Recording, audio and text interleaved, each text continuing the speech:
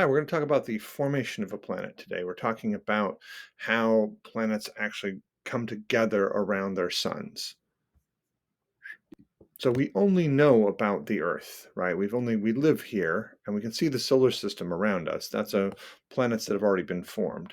And then we can kind of think about the solar system in the way we think about the habitable zone for other planets, the Goldilocks zone where it's not too hot, too near a sun, and too cold where it's too far away from the sun, which would be compatible with human life. We don't know if other living things can live in other ways, but the way we think about human life is we have to live in a Goldilocks zone where it actually wouldn't be too hot or too cold for us. But finding those planets is a little bit like looking for a firefly next to a lighthouse from a mile away. So you're really only going to be able to see the planet by its gravitational pull on the nearby sun. But what if we could actually see a planet forming? And we're back to the Hubble telescope. So the Hubble telescope can actually show us the various stages of pre-planets by seeing the sunlight behind these planets. We can actually see the planets in the process of formation.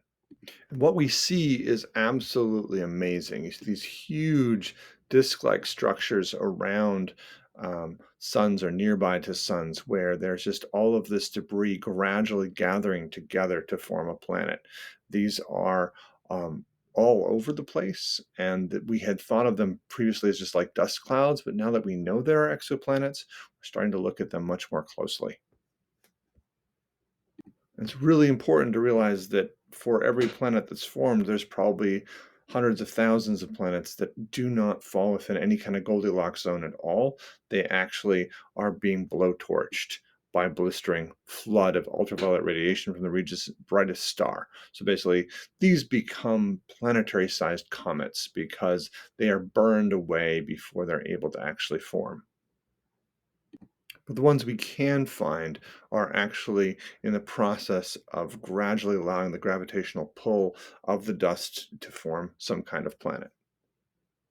So it's really important to realize that we didn't really think about planets as being a thing until they found 51 Pegasi b.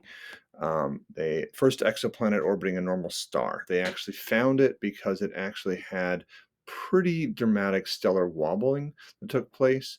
It was so close to its star that its discovery overturned conventional theories of planet formation evolution. Planets could migrate from their birthing ground to winding up precariously close to their star. So 51 Pegasi b may not be with us very long, but it actually got people starting to look for planets. 51 Pegasi b was only discovered in 1995, which tells you that the whole looking for exoplanets and all of this process is very, very new. So this short video actually goes into detail on the TRAPPIST-1 system, where there are a number of different exoplanets that could be in the Goldilocks zone and also may actually be able to harbor life. So this is a very exciting video from a NASA standpoint, although we have very little information about these planets other than they are not gas giants at this point. So please watch that video if you're interested in exoplanets. The newest launching, the James Webb Infrared Telescope, which maybe changed its name, but it'll show us how to get through what is currently an insurmountable cloud cover, basically dust clouds. If you look at the high infrared telescope, actually can push right through that and show us galaxies beyond the dust clouds that are currently blocking Hubble. So many of you may be thinking, oh, exoplanets, who cares about that? Well, here's a discussion of a serious scientific paper talking about how to generate a warp drive. I think I started at minute 8 here. I've got it on another slideshow as well.